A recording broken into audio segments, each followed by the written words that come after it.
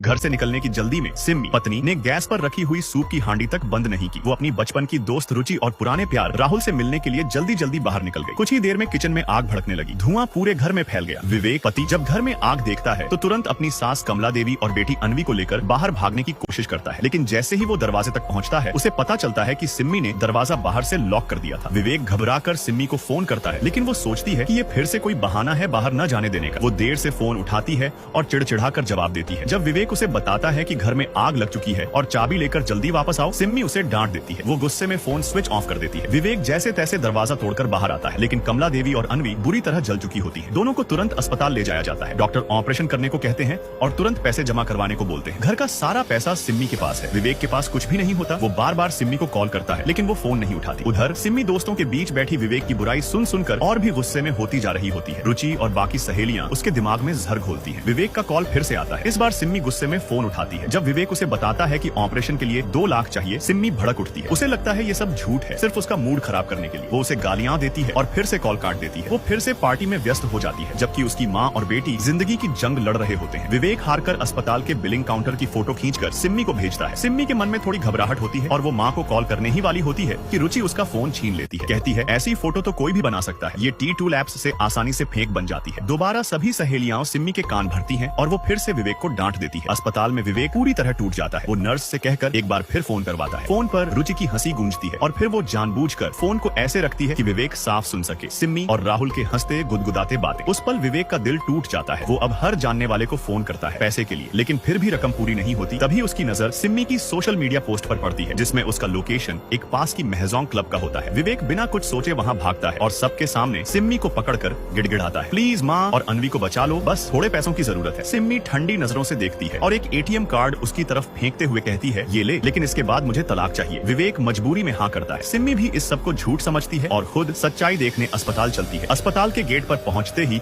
उनकी मुलाकात विवेक की कजिन नीतू दीदी से होती है। विवेक कुछ कहने की कोशिश करता है, लेकिन टाइम नहीं होता। वो सीधा बिल जमा कराने भागता है। उसी वक्त सिम्मी का फोन वाइब्रेट करता है। बेटी अन्वी का एक अनसेंडेड मैसेज आता है, जो आग लगने से पहले उसने स्मार्ट वॉच से भेजा था, लेकिन बैटरी खत्म होने से नहीं जा पाया था। नीतू दीदी जब वो मैसेज पढ़ती है तो चौंक जाती है। सिम्मी को भी शक होता है, लेकिन रुचि फिर बीच में आती है। ये सब ड्रामा है, तुम्हारा पति आखिरी बार तुमसे पैसा ठगना चाहता है तलाक से पहले। सिम्मी का शक अब गुस्से में बदल जाता है। वो वहीं से बैंक कॉल करके कार्ड ब्लॉक करवा देती है। अंदर विवेक बैंक कार्ड स्वाइप करता है, कार्ड ब्लॉक। उसे पता चलता है कि सिम्मी ने कार्ड फ्रीज करवा दिया। वो दौड़कर बाहर आता है और देखता है कि सिम्मी कार में बैठकर निकल रही है। वहीं नर्स बुरी खबर लाती है, सासू माँ कमला देवी अब नहीं रही। मरने से पहले उन्होंने अपनी सारी जायदाद विवेक के नाम कर दी और कहा मेरी बेटी को एक पैसा मत देना। विवेक आंखों में आंसू लिए सास को